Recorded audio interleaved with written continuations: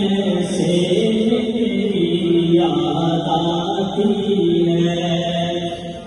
यहाँ झूठ लगाई देता है जब सच का साबुत करता है।